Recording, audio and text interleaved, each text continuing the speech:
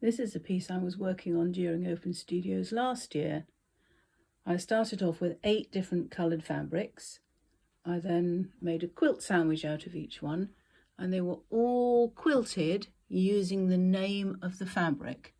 So this one was quilted writing the word pink along.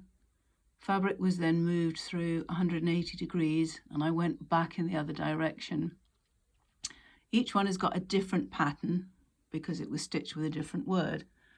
I had no idea of how it would look when I'd finished, but I quite like the idea.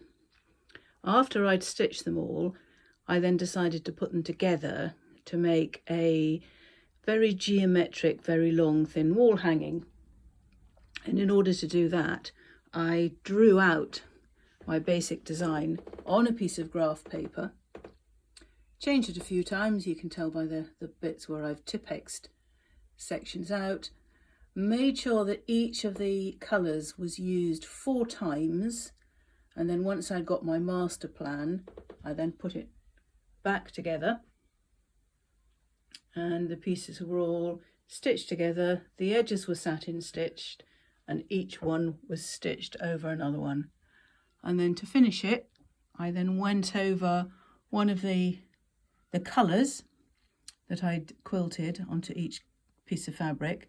I went over it with a black or a highlighting colour so that you could actually see it. So here we are, orange, blue,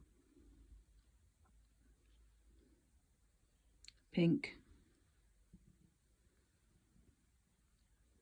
red. So every one of the pieces that is put together to make the whole hanging has got its name stitched over it in a contrasting thread.